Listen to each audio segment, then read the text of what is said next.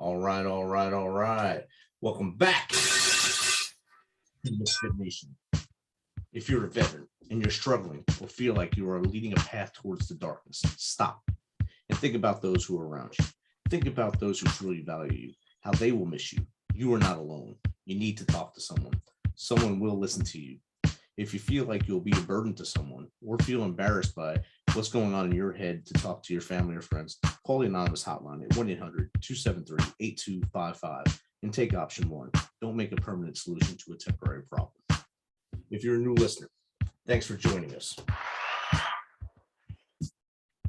Please subscribe to our show on your favorite podcast apps, to include the Military Broadcast Radio app. Check out our family of shows there, all led by veterans, all great shows. Don't forget to subscribe to our YouTube channel at _MisFitNation. It's _MisFitNation. Subscribe and click the bell. This will keep you up to date with our latest news, episodes, and of course, the stories of our great guests. Speaking of which, our next guest started out building apps with zero ability to write a single line of code, yet somehow figured out how to build an entire app development business. He works with high-level coaches, content creators, and entrepreneurs to put their idea into a tangible, sleek, and scalable app model. So without further ado, let's welcome Dan Hafner to the MisFitNation. Welcome, Dan. Hey, how's it going? Thank you for having me. Oh, that's great. Great to connect. And across this great country of ours, we're able to connect in a click of a button now instead of having to drive I guess, 13, 14 hours to get to Harrisburg from here. But it's great to see you here on the Zoom squares here. So if you don't mind, Dan, tell us a little bit about your backstory and how you stumbled upon wanting to become an app developer and where you are now. Yeah, no, the power of technology. You know what I mean? It's awesome. Yeah, so thank you again for having me on the show. I really appreciate it. I love the title, MisFitNation Motivation, by the way. Like I really want to dive into what your intro is because that really rings a chord. That's really awesome. But yeah, as you mentioned, I live here in Harrisburg, Pennsylvania. Been moving around quite a bit, which was kind of what led me into my own entrepreneurial venture. So I have a wife, she's in the medical field, and we met in college. We've traveled around with her for residency, to fellowship, to, for starting with medical school, residency, fellowship. So we've moved a lot. So as I tell a lot of people, it's hard to hold down a job when you move all the time. so I was like, all right, I got to figure this out. I got to make something work on my own because I can't do this anymore. So I always had this kind of entrepreneurial bug. And one day I looked at my phone and I saw I had I don't know, probably 150 apps on my phone. I was like, huh, I must like apps. Like, they're kind of neat. And I started using a couple, like fitness ones. And long story short, I was using it and trying to lose weight for a wedding and fit back into my tux that I was trying to, get back in shape with. And it was like, I like this app, but I think it could be better. I think there could be something different with it. So I just kind of dove into trying to make that better, just trying to make that different. Problem was I didn't have any money or ability to code. So I was like, how am I going to do this? This is kind of interesting. So part of my entrepreneurial start was kind of figuring out that problem in itself, like, my own limits, my own, the things that I ran up against, the walls I ran up against. So it's been quite the journey. I wouldn't trade it for anything. It's not all sunshine and rainbows like a lot of people think it might be. But it is a good time, and it's really cool that I get to, do my own thing, be my own boss, set my own hours, work from where I want to work, and be able to not have to have the stress of, like my wife and I were going to have to move next year again for her job. So it's kind of nice to not be stressing about, what am I going to tell my boss and what am I going to do for work and all this type of stuff. Cause I can just pick up my laptop and go wherever she goes, So, that's a little bit about me. An interesting fact, just as a little tidbit here, I live right across the street from 3 Mile Island. I know he said Harrisburg, but I actually live in Middletown. And I like the towers, the new documentary that came out on Netflix recently. I live right across the street. There's like a road, like 2 roads and like a road that separates it. So that's a little fun fact I like to throw into there. That's if you notice if I'm glowing on the video, that's why. Glowing personality about you. Maybe it's the water.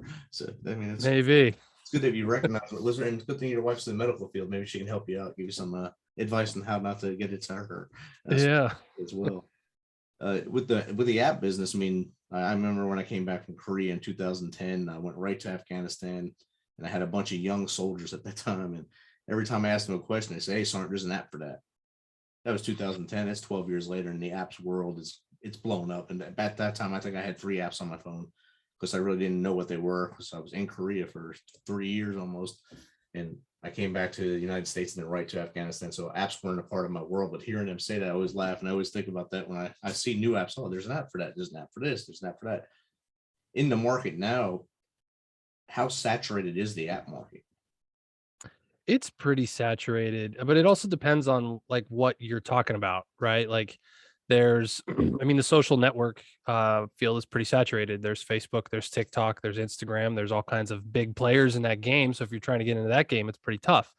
Utilities, games, those types of things. But if you're trying to create something very niche, the market can be wide open for a lot of ideas. Kind of like I mentioned in mine. The first one that I built was in the health and fitness field, and that's a pretty saturated market, right?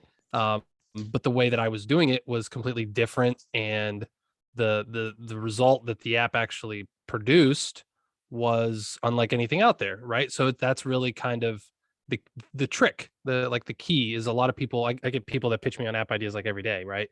And some of them are good. Some of them are like, well, there's kind of already something for that. Some of them are way out there, like I once had a guy say he wanted an app to correct him before he speaks to his wife and tell him, like if something he could speak into, is he going to get yelled at by saying this to his wife? And I'm like, I mean, it's kind of a cool idea, but I don't know if you could make that an app, you know what I mean? um, but yeah, I mean, I think there's somewhere around 2 to 3,000 new apps published every single day.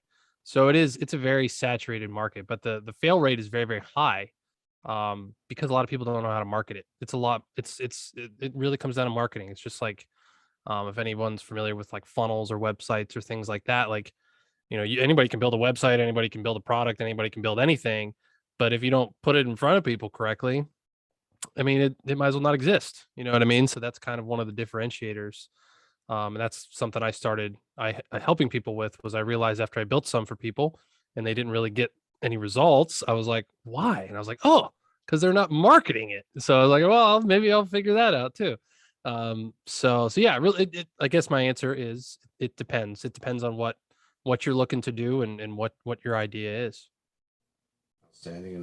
And I believe I've seen a few like for the military broadcast radio that they have an app, and I'm sure most radio stations have apps now, and I'm sure that that population is growing and growing, and people are just saturating their own apps and kind of crushing their own apps by putting so much into them.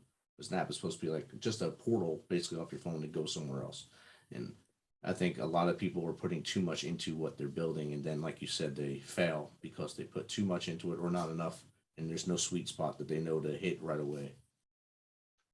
That's a very good point. Excuse me. A lot of people that I work with, they get all like just like that. They have this one idea, and then they think their mind starts going crazy. They're like, oh, we could put this in there, we could do this, and it could do this, and it could do that, right? But you think about some of the most useful apps on your phone. What do? They do one thing. Like they do one thing, and they do it really, really well. You know what I mean? Like there was an app I used to use. I don't know if I have it anymore, but you could it was like a replacement for like a tape measure. So you could tell the distance. It would like you could point it at the wall over here and then point it at the wall over here, and it would tell you the like exact distance between there, right? In inches or feet or centimeters or whatever you wanted it to be. Um, I think it was pretty accurate. But I mean that was all it did. Like that was the one purpose of it. So it was super useful. It wasn't like I was going on there to post my status updates or anything. Like I needed it for that purpose, and then I was like, okay, that's what it is. Yeah, I think I've seen that. I think I've seen that app before. It might have been just called Measure Me or something like that, or Measure It, or something. Yeah, yeah, something like that. And of course, many other people tried to develop the same exact thing and just throw them out there. But like you said earlier, they don't market, and they wind up falling down the store list until you don't see them anymore. Yeah, and I think another piece of it too, and this kind of goes with business as well, is um it also has to do with experience. Like if you have a bad experience with using an app or a website or anything, like you're probably not going to use it again. You know what I mean? So if it's clunky, if it's hard to understand, if you get lost, it's hard to click on, or you click on things and they don't work, which happens a lot in like junk apps, right? Like you click on something, you're like, why won't this work? Like that's a bad experience, and then you're just going to delete it and move on with your life, right? So that's one thing that I try to like really take pride in, and try to figure out it to the best of what we can do, is making sure that everything works. There's no dead links. There's no confusion. Like it actually makes sense to walk through it. And that goes a long way. Like that's actually a very good tip, I think, as far as like even in just in business and with working with people. If you have a bad experience with someone, you remember that. But if you have a good experience with someone, you remember that too, and you're likely to come back. You're likely to buy again, or do whatever, right? So You don't usually remember anything that happens in the middle. If it's just average, yeah, I went there that day. I think it was dead cold beer. It was good. So yeah, that's true. it's usually True. how it is there. We had a listener pre-question here. Are apps expensive to make? And how much would they cost if someone says, "Hey, I need to make an app to sell my fitness business"? We'll just stay with fitness for now. Are they? Yeah, no, that's a good question. So that was part of what I found when I was going down the route, right, of my first one. Was I was trying to figure out, I was like, "Ah, I can build it myself." And then so I took like a couple coding classes and was like, that's like learning a new language. That's not for me. If that's your cup of tea, then great. If not, then like me, I'm like, nah. Um, but then I started reaching out to agencies and people online and telling them about my idea, and they came back with like $100,000 price tags, $150,000 price tags, and I was like, cool story, bro. So yeah, I mean, like a lot of times, depending on what you want to do, it can be very, very expensive, right? And that's kind of where I found the solution that I use for my business. There's this new thing called no code or low code, right? Where you don't have to learn how to code, and you can do it like for a fraction of that $100,000 price tag, and you can do it quickly because it's just drag and drop. It's point and click. It's if you can figure out, like how to build a website, kind of like, or like, WordPress, things like that. If you have at least a little bit of technical capability, you can figure it out. I figured it out, right? Like I'm not the brightest guy in the world. Um, so the answer is, again, it depends. Like if you really want to go the custom route and build like the next Facebook, yeah, that's going to cost you an arm and a leg, right? But if you want to build something like for your fitness business, for a coaching business, or whatever, no, it doesn't have to be very expensive, because you can cut down the time and the maintenance that's needed by using those tools, right?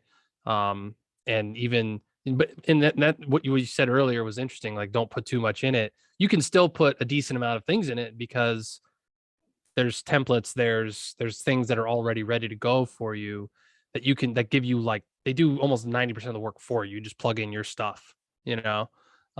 So that's like a game changer. That's a huge game changer for a lot of people, because it's lowered the bar to entry. You can come in and compete with the big guys on a low budget, you know what I mean, and quickly. And you really can. That's not just hyperbole, like you actually can. I've seen it done. Um so yeah, that's my answer, I guess. Again, it depends. I've learned that in the software world. That's usually the best blanket answer you can give when somebody asks a question. It depends. If you give a lot of information, you can come back and say, "Well, it still depends." But I gave It you still every answer I depends. know. And you also mentioned websites like WordPress and building websites. What's the difference between the mobile website and the app? Yeah, that's a good question. So I mean, you want to make sure, like, if you do have a website, that it is mobile friendly, right? Like almost, I think 60, maybe a little higher than 60% of all traffic is on our phones. Like it's just, if you set up a website on your laptop, you don't check if it works on your phone, it's not going to be fun. That's a bad experience, right? A bad thing for people when they land there. But I always like to explain it like this: like a website is something you drive people to, right? If you have a website, if you have a business, um, it's back in like the 90s to 2000s, it was like, you got to have a website, you got to have a website, right? It's almost becoming like apps are kind of the next thing. I think over the next 10 to 15 years, people are going to be like, you got to have an app. Like, why are you behind the times so much? Right. And it's not just because I have an app business. Like that's literally like stuff I read every single day. But a website is something you put out there and you drive people to, and it's passive, right? All it can do is really, you can collect leads on there. You can showcase your information, and that's kind of about it, right? Um, an app can be the same thing where you can drive people to it, they download it, they're actively doing something, but then your app allows you to actually market to them. Like you can actually use it as an active marketing tool because you can go out there into the world and send people notifications and send them reminders for different things. Like a mobile website can't really do that, right? It's still just kind of like passive, right? And then the other big thing is, how many websites do you have as an icon on your phone, right? Probably none. There are ways you can do that, but if you got a cool little, you know, MisFitNation little logo or whatever on your phone, that's a lot easier to access. And like, what was their website again? Oh crap, I can't remember. Right? Like, so that's a difference to think about too. So those are kind of the main ones. That's a good way to put that there too. If I can have my Misfit Nation icon everywhere, that'd be amazing. But still growing, and I have to learn and grow with that as I go. So it'd be great to Yeah. have that icon on everyone's phone someday, even just to Yeah. get a high five every once in a while on there. So we're talking about getting people to come in and hit that high five. What's interesting ways to grow your funnel, grow your pipelines to your app, to your website? Yeah, that's a good question. I mean, there's a million different things you can do. I like coming on here, doing podcasts. Honestly, it's like it's kind of my jam. That's why I go on things where we met, like on podcasting forums and stuff like that. And then kind of just coming on here and being able to plug an app that I have, right? Like instead of just being like, hey, go to my website or go to this funnel I have, just plugging the app, right? Um, there are a lot of organic ways that you can grow it. I'm sorry, can you hear my dog in the background? I don't hear. No? Okay, cool. They're like playing with toys over here. So I can't really kick them out at this point. I'm already seated. But yeah, so what was I saying? Oh yeah, the marketing. Um, just I love to go on podcasts. I love to go on Facebook live shows. There's a lot of cool organic things you can do. It's almost like SEO for a website, search engine optimization, except doing it through the app store, right? Because I mean that can lead to a lot of downloads, a lot of opt-ins, a lot of eventual, sales and list building and stuff like that. Um, and you can run ads to apps. You can do all kinds of different things, right? You can get people on TikTok to promote your stuff. You can do cool little short videos about things. There are 100 different ways to do it. You know what I mean? It just kind of depends on what you, again, there's that word, those two words. It depends. Depends on what you're comfortable with, what you're good at, and what you can do. My strategy is just like this, like coming on the podcast and then being like, download the mobile domination app. Like that's what works, what works for me, right? Because then people hear it and they go and download it and they check it out and they're like in my world. So it's kind of fun. It's a fun thing that I like to do. It's an easy way to turn them towards you as well. Like you said, doing show swaps and stuff like that, like a lot of podcasters do now, to kind of Yeah. throw both sides of the microphone. So, like right now, I'm in the control of the mic, I guess we'd like to call it here on in the business, I guess. But if we swapped and you being in control and you pointing me, hey, where should people go to find you? And the Misfit Nation. That's the best place to go. Like you just dropped the Hmm. mobile domination. That's the name of your podcast as well. I didn't even breach that in there. I didn't even talk about that in the opening, but I forgot to add that in there. But he is a podcaster. Dan is a podcaster as well. And Mobile Domination is a show. Definitely check it out and tell us a little bit about your show, how you started that, and what the end state of that is. What's the goal of that show? Yeah.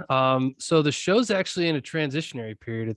I like that you brought that up because for a long time, for almost 300 episodes, it had a completely different name. It's called the Run Your Day podcast. So if you go through and you go back a few episodes, you'll probably hear that, just to avoid any confusion.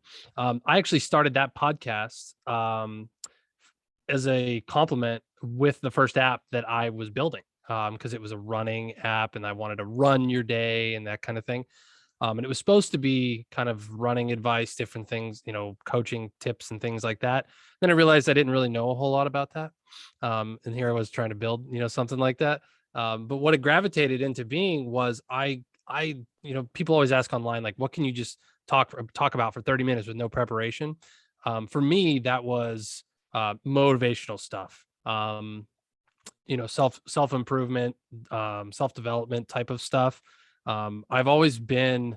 I realized before I started my podcast, like, I'm that guy that you might see like walking down the street just talking to himself. And I used to be conscious about that, but now I just like don't care. I just like I'll be walking down the street with my dog, just like with talking to myself, like out loud, not like whispering, but like out loud. And I was like, I see some really cool stuff. Like I should, it's a uh personality bias, I guess. Like everything you say, everything is important, right? Um, but I just got on Anchor one day and it was literally so easy. I just clicked a button. Like the first, I don't know how many episodes I just recorded like this up to my mouth, with my phone.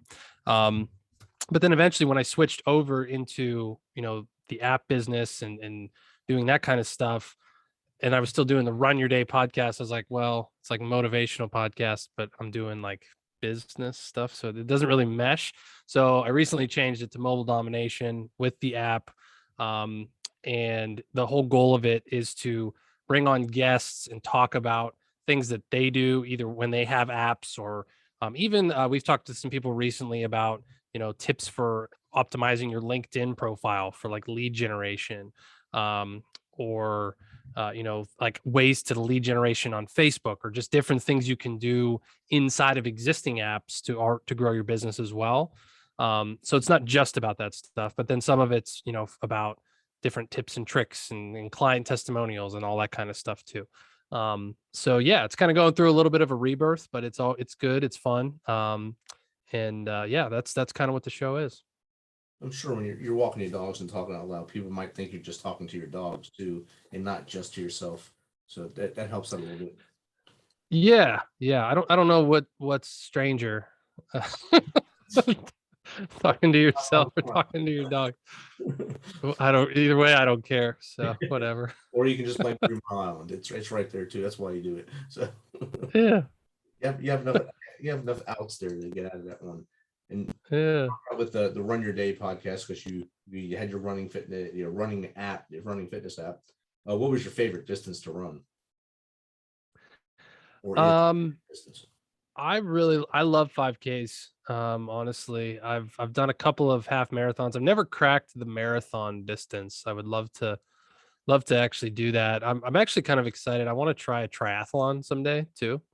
That was one of my goals this year, but I'm pretty far behind on training for that because I've been working so much. But I loved 5Ks. I used to use those as training for like even when I was playing college football and stuff like that. There was, I could pick up.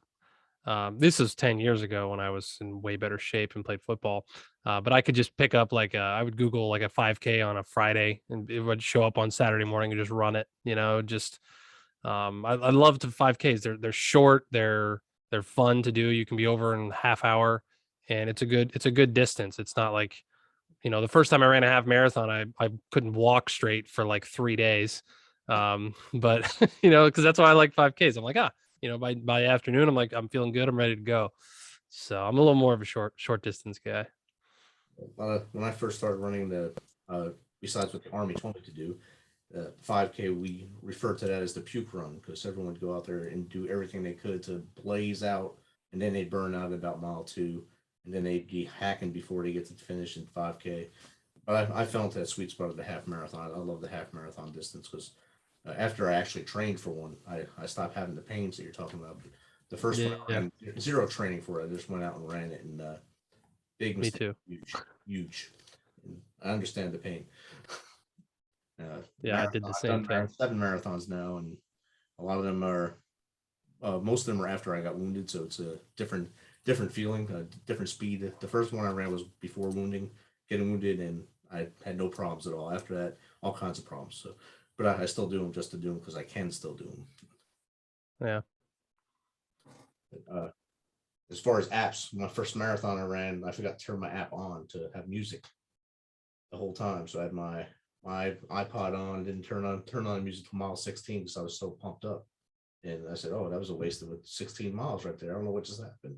That was adrenaline, just go push you through it. So that's one way to get through that for motivation right there. Just forget why you're there and just run, I guess. That is, I mean, honestly, that's part of the draw of running is that you can just kind of turn your brain off eventually. You know what I mean? Like once you hit a certain distance, it just becomes like almost meditative. You know what I mean? I think that was part of the draw for it for me because I never really even ran until like I said, I played college football. I played high school baseball and football. I never ran. I ran like I went out for cross country in middle school. I quit after the first day because I was like, screw this. This is not fun. I puked everywhere. Um, but as I got older, I don't know, like I guess I was over the gym. I just didn't really want to lift weights anymore. Um, and running just kind of became like it's almost like a therapeutic, meditative type of deal that you can just kind of go at your own pace and just kind of turn your brain off. That's why I like it. Find your inner zen. That's what I like to do too, just so you can escape and just escape everything and just go. And it might hurt, yeah, but it'll go away. And when you stop Yeah. here with some of your buds and you talk about something else like sports or something else at the end of the day. So I mean that's two things that we have in common. That's how you lured me in with drink beer, running dogs. I have 4 dogs. You obviously have at least 2 that are sitting there playing toys. You said so. That's a two connections there. But if you had to give advice to entrepreneurs that they're growing and they want to expand their reach, their business, what are 3 things would you tell them to do to get that lead generation, or maybe even design an app? 3 things. I was prepared for 1. I'm just kidding. 3 things, man. Find a lot of people, I think I did this mistake. I tried to be everywhere all at once, before I mastered one thing, right? And by that I mean like I set up Facebook accounts and Instagram accounts and YouTube channels and podcasts and then I never did any of them because it was overwhelming. I would sit down and I was like, if I wanted to post all these things in one day, it would literally take me all day. Like there's no way I could do it, right? So I even just turned off. Like I turned off TikTok, I turned off all YouTube stuff. Like I just was like, screw it, I don't want to do it. So master one channel of getting masterful in leads and content, specific before you reach out to more, right? Like I took a break from podcasting because I found that I just found better prospects, clients, and people on Facebook. So I just got really good at lead generation on Facebook. That's what it was. And then once I had that, plate spinning, I moved over to podcasts and I started being like, okay, I'm just going to do some podcasts. I'm going to get booked on podcasts. I'm going to get my show going again and generate leads that way. Right. So I got 2 going and now I'm thinking about a third one and I don't know if I want to dive into LinkedIn or if I want to dive into, different things like that. I have my app and all that stuff going as well. But yeah, just, master one before you go and do another one, I think is the key. Um, and I think as far as when it comes to, lead generation and what to do, I think content like this is really where people connect with you and learn more about you.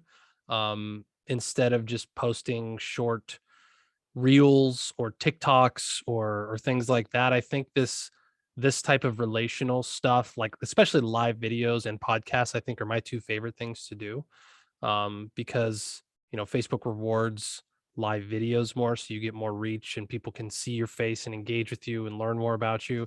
And then why I love podcasts so much is you get to be in the ear of people. You get to, you might be listening to this while you're walking or running or driving or whatever, and it's a very intimate way to market to people to really get in there and show who you are and be real with people, and that's why I love it.